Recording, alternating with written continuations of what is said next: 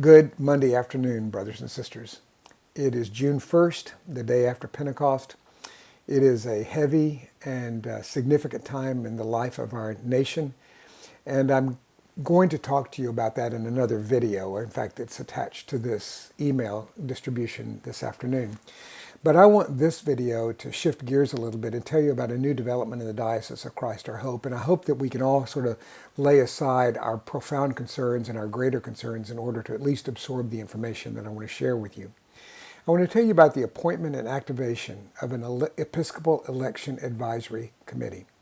This team will serve in important ways to set the stage for the work of a nominating committee who will in turn present nominees for the next bishop of the Diocese of Christ our Hope to our synod for election sometime in March or April of 2021.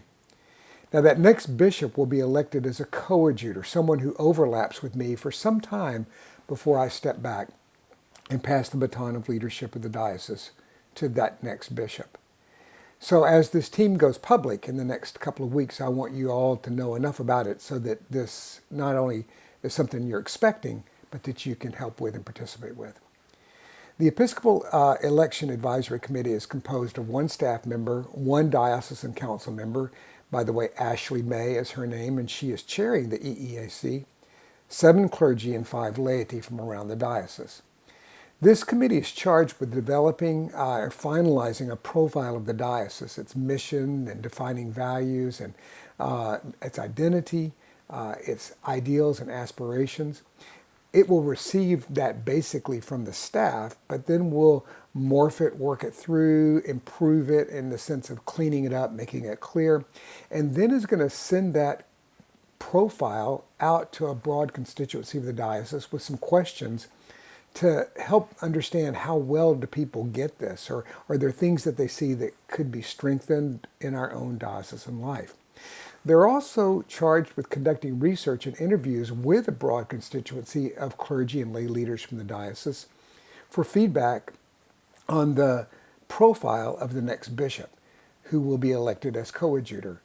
And then taking that feedback, comparing it to the diocese that we have, kind of listening to everybody and creating the profile of the sort of job description of the next bishop. And then they're also charged with creating the recommended process and timetable for the election of the coadjutor so that it matches and overlaps with the requirements of the ACNA College of Bishops.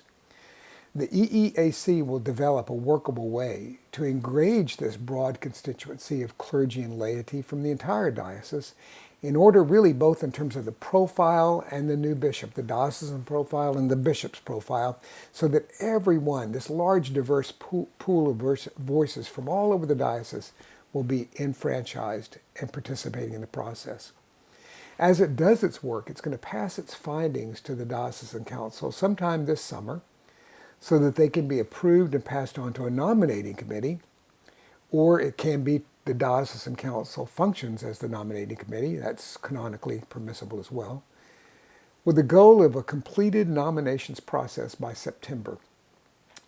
And therefore then the presenting those nominees to the ACNA for their proper vetting and process and introducing them to the Synod in November, so that again, we're scrolling forward eventually to an election in late March or sometime in the first couple of weeks of April of 2021. What would roll out from there is a consecration of the coadjutor sometime in the next 6 months after election. And then beginning by Synod of 2021, he would be working alongside of me for the duration of my tenure. At this point, I expect to dial back toward the end of 2023 or maybe halfway through 2024. So I have a couple of questions I want to answer for you. First of all, why is there a rush to name a coadjutor if I'm not going to retire for another 2.5, 3.5 years, something like that? Well, first of all, we have lots of dreams and desires and strategies for growing deeper and broader as a diocese. And frankly, we could use more help on the ground, more roll up your sleeves and get this done.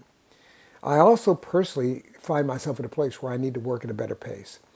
I have been in an entrepreneurial position with startups since 2001, beginning with a mission agency that I worked with and opened up 3 international fields in 2001.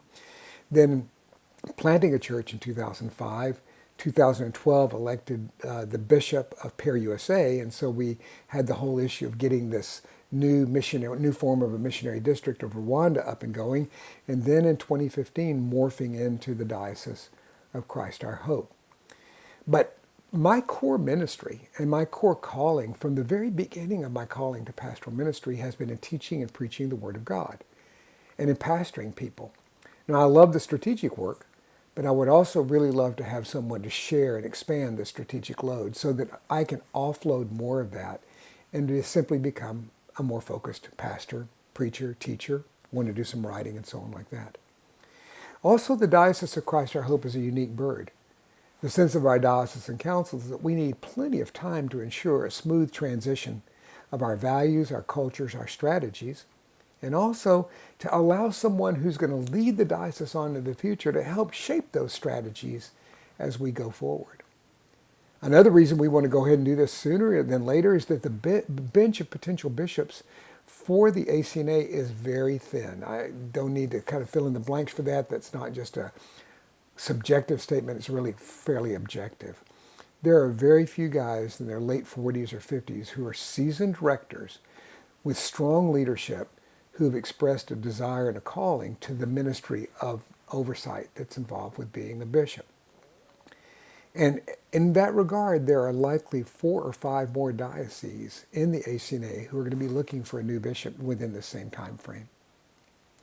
Another question I want to answer for you is why not simply go with the nominating committee as laid out by the canons? Why do we want this EEAC? Because the canons only stipulate a nominating committee.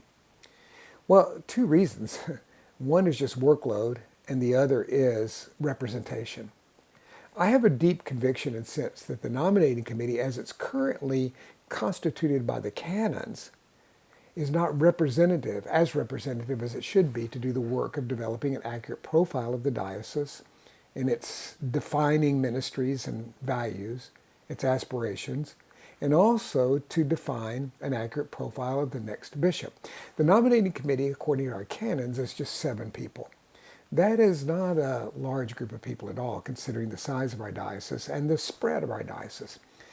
We didn't think about this at that time when we got the canons approved, and in fact, we believe that that canon should be changed, and we're going to present that as soon as we can through the proper process of the Constitution and Canons Committee to the Synod.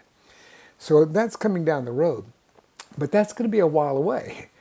And so in order to get a broader representation, and in order to ensure that there's enough, significant availability of time and energy to do this huge job, we want to create this EEAC, which is advisory and supplemental to. We are looking at dividing the labor of nominating and electing a new bishop into 2 discrete tasks. The development of the profiles for the diocese and the bishop, and that's the EEAC. And then the work of the nominating committee, which is soliciting and receiving and interviewing and vetting nominees, eventually to present them to the diocesan council and the synod for further interview and eventual election. And my hope and prayer is that what this will do is greatly increase and broaden the voices that contribute to the eventual nomination of a bishop, and thereby enfranchise a greater number of people and engage a much larger and more diverse pool of leaders, spread the workload, gain more buy-in, and in the process, I believe God is going to use this to raise to the surface even more lay and clergy leaders from the field of this wonderful diocese that I have the privilege of serving. I'm going to fill you in a little bit more in writing in the next week or 2, but I wanted to get this to you as soon as possible to give you simply a vision for it.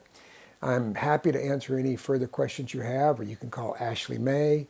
We're going to publish the names of the people on the EEAC, again, within the week or so, and you're welcome to contact them as well.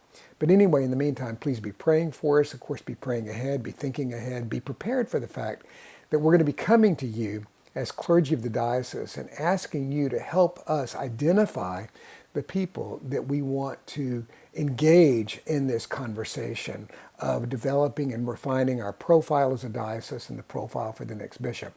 All clergy will be already automatically involved, but we're going to particularly need your help in finding the right lay people from each church who can representatively engage with the survey process and the questions that the EEAC is going to be asking. In the meantime, thanks for your continued service and your labor. It is my joy and privilege to serve as your bishop, and I look forward to the continuing work together, not only through the end of my tenure, but into the future beyond that. God bless you. See you later. Bye-bye.